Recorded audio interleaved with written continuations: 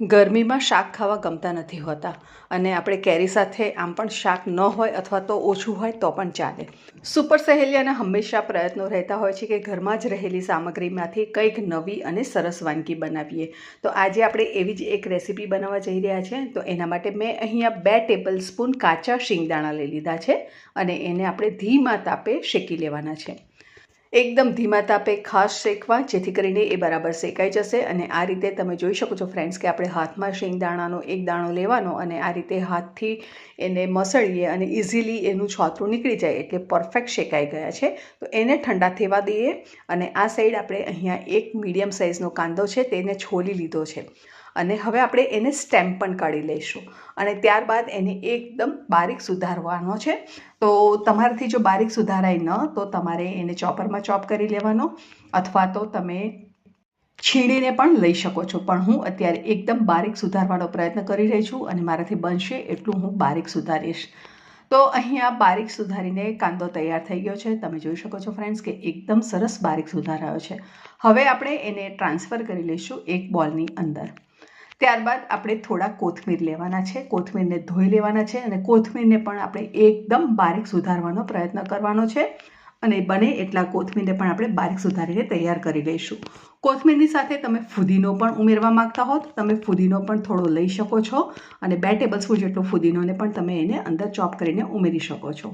શિંગદાણાના છોતરા કાઢવા માટે મેં આ રીતે ઝારાનો ઉપયોગ કર્યો હતો અને એમાંથી સરસ રીતે શિંગદાણા ચોખ્ખા થઈ ગયા હતા. તો અહીંયા આપણે 2 ટેબલસ્પૂન શિંગદાણા શેકેલા લઈ લીધા છે અને એની અંદર આપણે 4 કળી જેટલું લસણ અને આખું મીઠું, જે મેં અહીંયા લગભગ 5 ચમચી જેટલું લીધું છે અથવા તો સ્વાદ પ્રમાણે તમે ઉમેરી શકો છો. અને એને આપણે આ રીતે ખલદસ્તાની મદદથી જ વાટવાનું છે અને થોડું દળદરું રહે એ રીતે આપણે વાટીને તૈયાર કરવાનું છે. તો ફ્રેન્ડ્સ, આખું મીઠું ઉમેરવાથી એનો ટેસ્ટ બહુ ફાઇન આવશે. તો બને તો તમે આખું મીઠું જ ઉમેરજો અને આ રીતે ખલદસ્તાની મદદથી જ વાટજો. અને તમે જોઈ શકો છો કે ફ્રેન્ડ્સ આપણું સરસ વટાઈ ગયું છે અને એકદમ દરદરું વટાઈને તૈયાર થઈ ગયું છે. હવે આ તમે શિંગદાણા વાટ્યા એની સાથે તમે કાંદો પણ વાટી શકો છો અને કોથમીર પણ સાથે વાટીને ઉમેરવી હોય તો તમે ઉમેરી શકો છો. પણ મેં કોથમીર કાંદાને બારીક ચોપ કરી લીધા છે અને શિંગદાણા અને લસણને આપણે વાટી લીધા છે. હવે અહીં આપણે 1/2 ટીસ્પૂન જેટલું લાલ કાશ્મીરી મરચું પાવડર ઉમેરી લઈશું. 5 ચમચી જેટલું શેકેલા જીરાનો પાવડર ઉમેરી લઈશું અને સાથે આપણે 5 ચમચી કરતાં થોડુંક ઓછું એવી આપણે અહીંયા હળદર ઉમેરી લઈશું.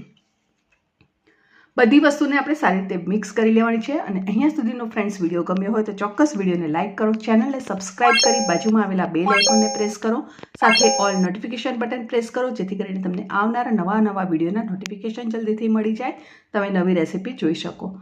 એક વઘાર્યું લઈશું અને એની અંદર આપણે 1 થી 2 ટેબલસ્પૂન જેટલું તેલ, તમને ઓછું ખાવું ગમતું હોય તો તમે 1 ટેબલસ્પૂન પણ ઉમેરી શકો છો. અને તેલ ગરમ થવા દેવાનું છે અને ત્યારબાદ આપણે જે આ મિશ્રણ રેડી કર્યું છે એની ઉપર રેડી દેવાનું છે અને બધી વસ્તુને આપણે સરસ રીતે મિક્સ કરી દેવાની છે. તો આ બની ગઈ છે આપણી કાંદાની ચટણી. આ કાંદાની ચટણી શાકની અવેજીમાં ખૂબ જ ઉપયોગી બની જશે અને ઉનાળાની ગરમીમાં તો ખાસ કાંદા ખાવા જ જોઈએ, જેથી કરીને લૂ ન લાગે અને આપણે ગરમીથી બચી શકીએ. તો ફ્રેન્ડ્સ, આટલી ચટણી લઈએ આપણે, 1 ટેબલસ્પૂન જેટલી છે, થોડી વધારે હશે, પણ આટલી ચટણીમાં આપણે લગભગ 3 થી 4 રોટલી આરામથી ખાઈ શકીએ એની હું તમને ગેરંટી આપી છું. અને ઘરના લોકો તમારી જો 2 રોટલી ખાતા હોય તો ચોક્કસ 4 રોટલી ખાશે. તો ફ્રેન્ડ્સ, ચોક્કસ તમારા રસોડે આ ચટણી બનાવજો અને શાકની જગ્યાએ પણ તમે આ ચટણી બનાવીને એન્જોય કરી શકો છો. ફરી મળીશું નવી સહેલી સાથે. ત્યાં સુધી આવજો. Stay safe, stay healthy. Thank you.